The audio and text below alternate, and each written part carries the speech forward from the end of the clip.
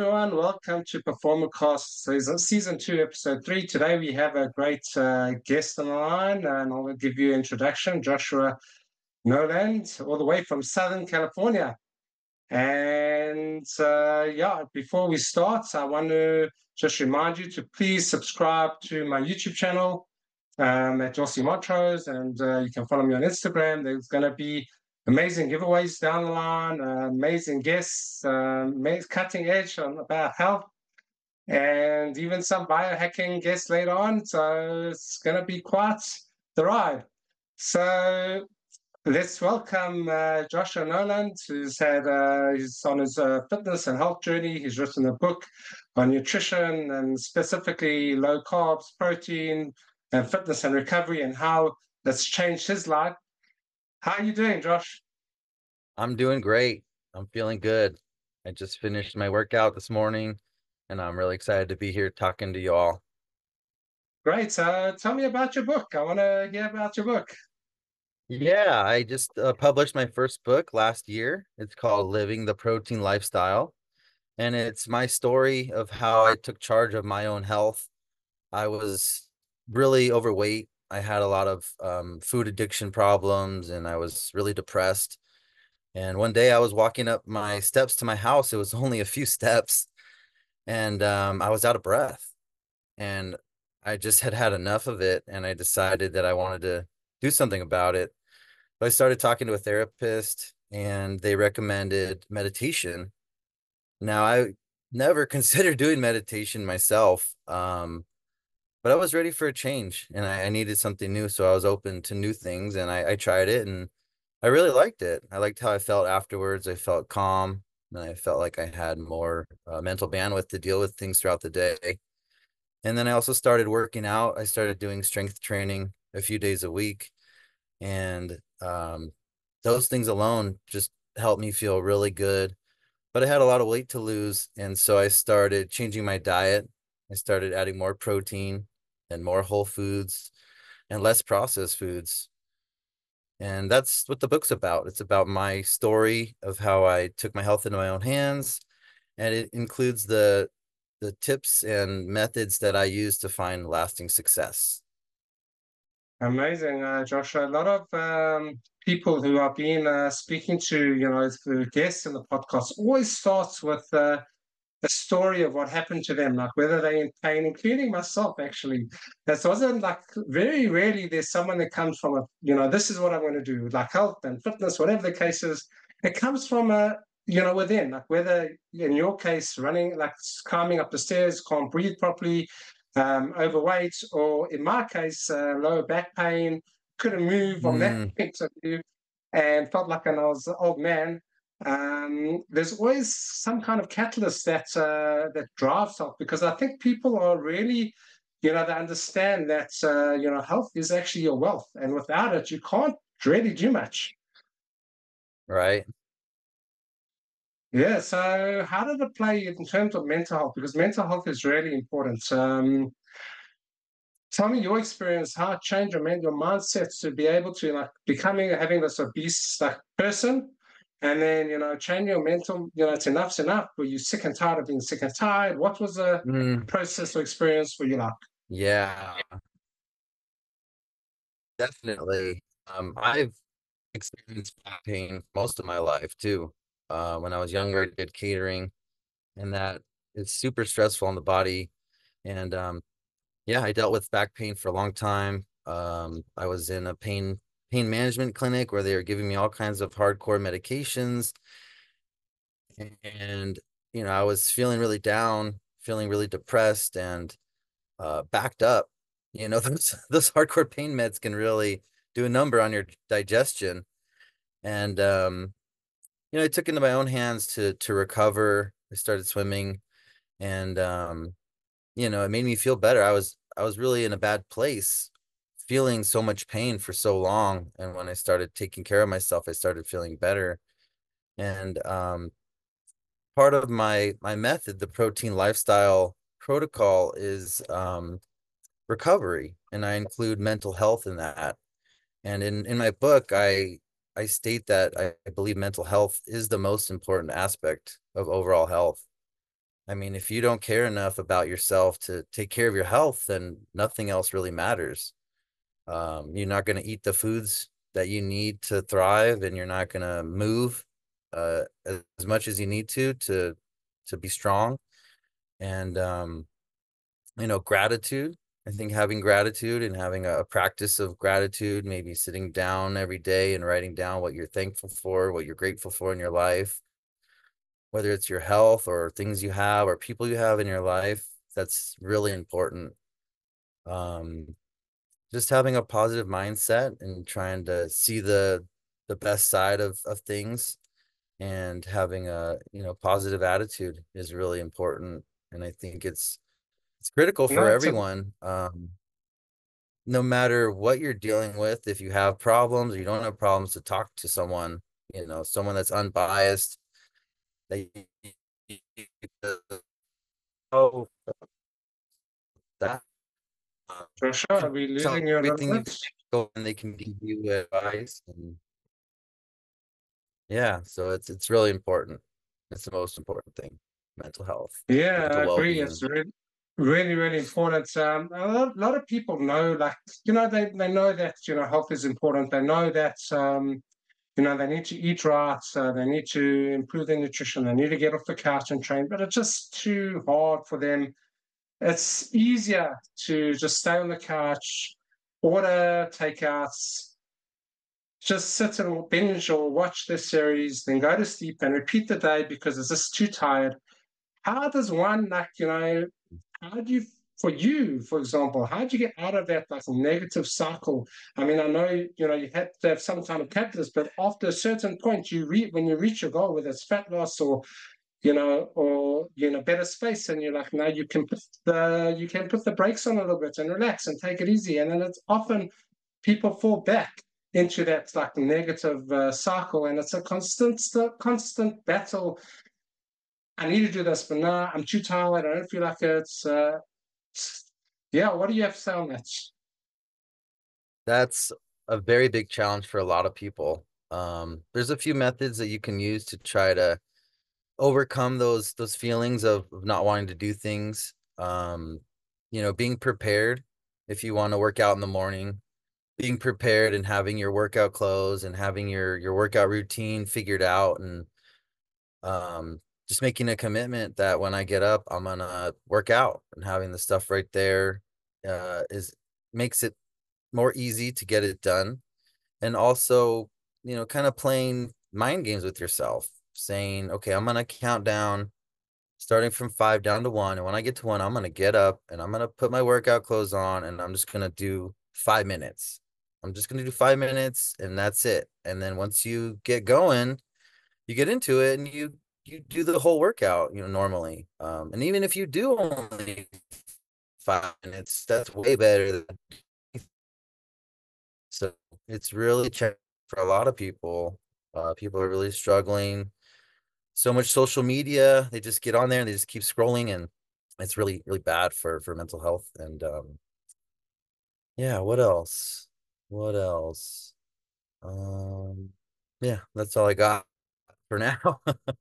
No, some really good tips. That's really good tips. I mean, some people, besides, knowing that, whatever, like it's just too, they let themselves too much. And unfortunately, but I'm glad for in your case that Mm. you're able to follow this, and hopefully the viewers will get some good advice and to really just take it seriously. And like, yes, 5 minutes, get up, count down, whatever you need to do to do something, because at the end of the day, Mm-hmm. if you don't have your mental health or your physical health, it's going to go downhill very quickly. And we need to be able to maintain a Yeah. healthy mind, healthy body to manage all the hardships and stresses in life.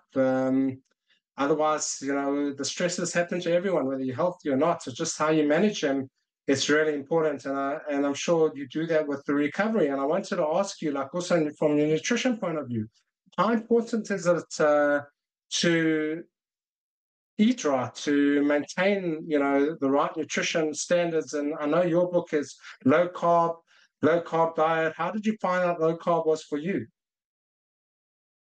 Yeah, I mean, nutrition is probably the second most important part of health. Um, you are what you eat, and if you eat crap, you're gonna feel like that. And it's um it's really really hard for a lot of people. There's so many temptations out there when you go out to eat. Nothing is in the right proportions. The macros are way off. Um, you know, the protein lifestyle is, I named it that because protein is so critical and so many people are under consuming protein. And yeah, it's really a shame. But carbohydrates are not essential. There's essential proteins and essential fats, and there's no essential carbs. Carbs are good, they have their place, but it's so easy to overeat them. And for me personally, I have a hard time if I start eating chips or rice or bread. It's so good I just want to gorge myself, and it has that effect on your brain. Back when we were hunter gatherers, when we found a source of calories like carbohydrates, we would eat as much as we could to fill up because we never knew when we would get another chance to get nutrition. and for me, I found that it's best to just try to avoid it as much as possible, especially starchy carbohydrates like bread or rice, and stuff like that. So I try to stick with just eating a lot of meat, a lot of beef or chicken or fish, eggs. Whole dairy is great, and fruit. I like fruit, and so I incorporate that into my diet. And I'm getting carbohydrates from that, and I'm getting sugars, but they're in the natural form. They've got fiber with them. I think the most important thing with nutrition is avoiding processed foods. It's really interesting how we have, like carnivores on one side and vegans on the other side, and they both work great. They both have their applications, but the difference is everyone in the middle is eating those processed foods. It's Yeah, I agree. Processed really foods. damaging. Oh, Oh, sorry, you cut off there. oh.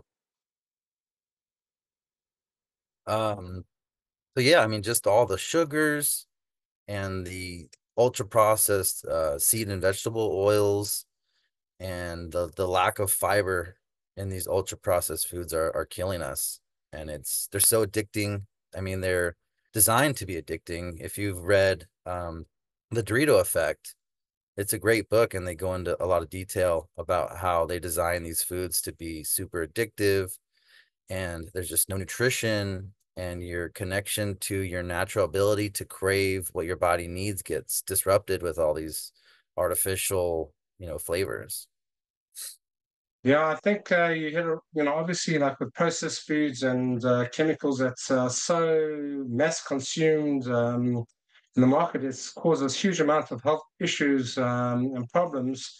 And, like, do you believe in cutting out any specific food groups, like out completely, or do you still think there's some kind of balance? Just, it's instead of having the processed white flour, you can go with organics, spelt flour, or having some alternatives that's you're listening to your body really, what you really want. Um, do you have that kind of balance yourself?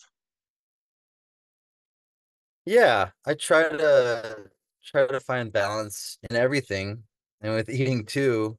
Um, everything has its place. Everyone's body is different and reacts differently to different foods, so the same diet's not going to be right for everyone. Um, but like I said, I try to focus on eating a lot of meat and fruit. I tried the carnivore diet, and um I did it for 30 days, and it was really incredible. The things that I noticed from it, I felt really good. I wasn't as hungry. And then the most interesting part was when I stopped eating it, I started incorporating other foods back into my diet, and I started realizing how these different foods affected me. Like eating rice, makes me feel tired and sluggish. And if I'm not, working out or physically active, then I really don't need that much additional energy in the forms of the carbohydrates. But yeah, I do a 90-10 eating plan where I try to eat really clean 90% of the time, and then 10% of the time I eat whatever. I mean, I still prioritize protein because I know I need it. My body needs it to function properly. Um, but yeah, if I eat my protein and I'm doing a flex meal, I then I can eat whatever I want after that. And if you're eating enough protein, you're not going to have enough room for too much of that other stuff. So it's kind of self-limiting. Um, but yeah, I think people need to figure out what works for them and for their body. And if they're really struggling, they should do an elimination diet and then start adding things in slowly and see what really affects them and just go from there and keep experimenting, see what works for you. Some good advice. So, what, in your opinion, is the best source of protein? Uh, Grass fed and finished beef, I believe. It's the most nutritious and bioavailable. Um, yeah, it's just incredible if you can get it from a good source where they treat the animals well and they don't give them any gross, antibiotics or hormones. Um, it can be beneficial for the environment.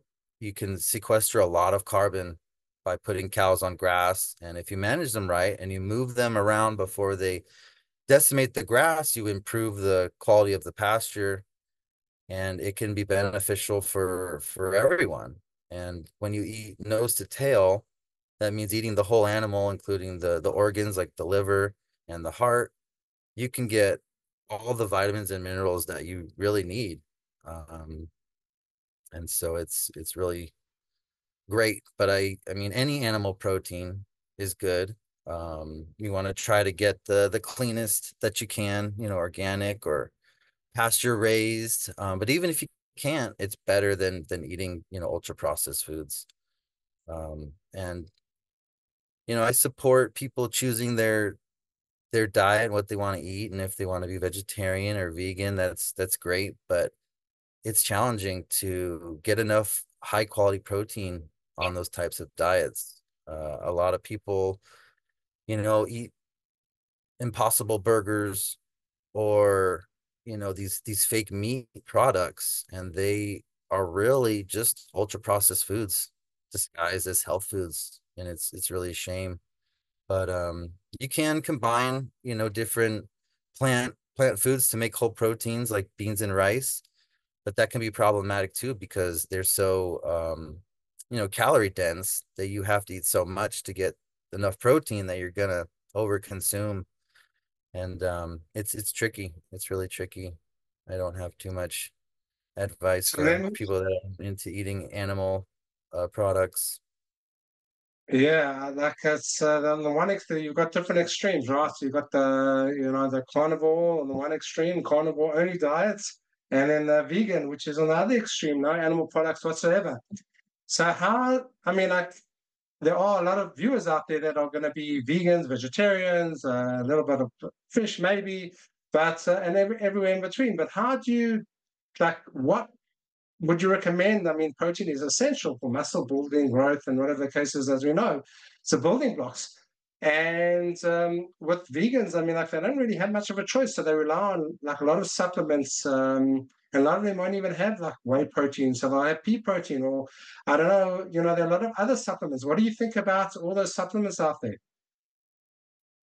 I think you got to be really careful about what you're eating. Um, like plants plants can't run away like animals can. They can't fight back. And so their defense process is through chemicals. They produce Mm. chemicals that disrupt the absorption of minerals and vitamins, or they cause reactions in your body like when you eat spicy foods. That's a chemical that plant developed to try to keep things from eating it. And I like eating spicy foods, but it's important to limit those things and try to avoid um, plants that don't go well with you.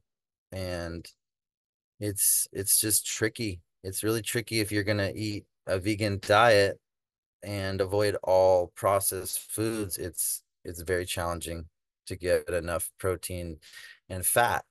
I mean, we haven't really talked about fat too much. Fat is so essential. Cholesterol for your brain, for vitamin D production, it's critical. And these plant foods just don't have it. And I don't know what to tell you if you're vegan. It's very, very hard. If you're vegetarian, it's a little easier. If you can eat eggs. Eggs are food that you need. They've got protein, they got all the vitamins and minerals. Um, but yeah, it's a And on the challenge. other and on the other extreme, just with the only carnivore, I know it's low carb, say no carb, just carnivore, no, no people are veg. Do you think that's sustainable as well? Or is it challenging? Does it give you the like challenges in other ways? To be a carnivore, you mean? Yeah, being a carnivore, just only carnivore diets. Yeah, it's interesting. Some folks have the theory that you could be straight carnivore for your whole life and be fine. I think it's critical that you get those organ meats like liver and heart to get the vitamins and minerals that you need. And that might be fine for some people, but I don't think it's right for everybody. And I found it really challenging to have a variety in my foods when I tried the carnivore diet. I mean, you can only make, ground beef and steak so many different ways. It's pretty interesting. You get pretty creative and try to come up with different things. I'm going to be launching my cookbook at the end of this year in December, and I'm going to be including some of those recipes along with a bunch of other recipes. It's not just carnivore, it's part of the protein lifestyle series. So it'll include all kinds of different stuff. But yeah, I think a variety in foods is good, and just making sure you're getting enough protein for to hit your goals, whatever that is. If you want to lose body fat or gain lean muscle or maintain, um, there's different ratios of the macros that you should be eating to achieve those goals, and so you really got to figure out, what works for you and your body. I mean, do you have any goals, talking about goals? Like what do you want to achieve in terms of physical fitness, in terms of specific sports that you might play? Yeah, I I've got a little more weight to lose, maybe 20 more pounds. And then I want to focus on building more lean muscle. But you know, I want to focus on functional strength. Uh, to eat better and I just want to be able to be strong in my daily life and not injure myself. I I'm really susceptible to joint injuries, and strengthening the areas around different joints is really important. I tore my meniscus in my knee a few years ago, and I've been working on building up the other muscles around my knee. I've been following knees over toes guy. I don't know if you're familiar with him. Ben, his last name, Yeah, he wrote, slipping my mind what right book did now. he write? Boundless or Limitless or something? Yeah, something like that. But I've watched and um, like walk words or pushing the sled or work on the tibialis raises to just strengthen all the muscles around my knees to help bulletproof them and strengthen them. And so yeah, my goal is to lose that last 20 pounds that I need, and then um keep working on functional strength and mobility and just getting stronger, and yeah, just keep experimenting. So it's a lot. You What integrate it about into you? your What are life. some of your goals, UST? Sorry. What are some of your goals? What are you working on health wise? My goal, for longevity. So like when I'm 90 or whatever the case is, I want to be doing what I'm doing now. Like I do Mm-hmm. some interesting things on the stability ball. I've been doing Oh it for yeah, 20 I've seen years. you do some really cool stuff. Yeah, so my goals is be at least just to keep pushing with the complexity of the ball. Obviously, as you mentioned, with joint health and the small stabilizers is a key to prevention for injury. Yeah. Um, and and that's really just want to keep getting better. I don't really play any other sports now, but I want to be involved with my kids and grandkids one day in whatever activities they choose. Physically, I'm the only one of the only parents that are actually involved and not just sitting on the sidelines. So that for Hmm. me is like a huge thing for longevity and sustainability. So with diets and as well, like you got to, as you said, you got to find what works for you. Is listening to your body is huge. Hmm. Actually listening to it if it's bloating, not just taking out a magic pill like then the doctors prescribe, and actually doing the elimination diet as you mentioned. And for me, that's it's vital. It goes hand in hand. Or just the quality of life that you want to you want to live, and it also feeds into the mental, right? Because if you're focused and you've got the goal, it all feeds into each other. Obviously you got to start with the mental. You want to have some catalyst that can help you um, kickstart your health again. You don't want to wait till it's too late. And once there, you just want to, as you said, like work on cut those goals down. Always have a next. Not so if you lose 20 pounds or whatever the case is, then if you don't have a next, then you've reached it, and then you fall back into old habits, and then you put it Yeah. on back. So you always, as you said, what your next goals were like working on mobility and strength and at least when you have that in your mindset, I believe that's what it's will continue to add to the longevity of both the food and the nutrition. So that's basically what my goals are. Awesome. Do you do any cold exposure therapy like cold plunge or cold Uh, showers? Cold showers, yes. I think cold showers are great. I've been doing cold showers for 3 years. I've been doing cold showers on and off for about 6, 7 years, but only cold showers 3 years. And it's great. I feel like I don't get any colds at all during winter anymore with that. Mm, So that's a whole nother perspective of energy, blood flow. Although now with the summer, these cold showers are not as cold, but yeah. I was just in but Phoenix yeah, a cold and shower is great. Just with you see with anti-aging and the ice baths. I don't know. There's been research that it's not great for. I mean, there are health benefits, but there's been research showing that with aging, it's not that great. What are your thoughts on that? I think it's incredible. Um, I was just saying I was in Phoenix and it was 110 degrees out and you get about 30 seconds of cool water and then it turns warm when you have it on the cold setting and it's a challenge. But yeah, cold exposure therapy I think is so great for longevity and for even mental health, just that challenge of getting in that cold water and staying in there.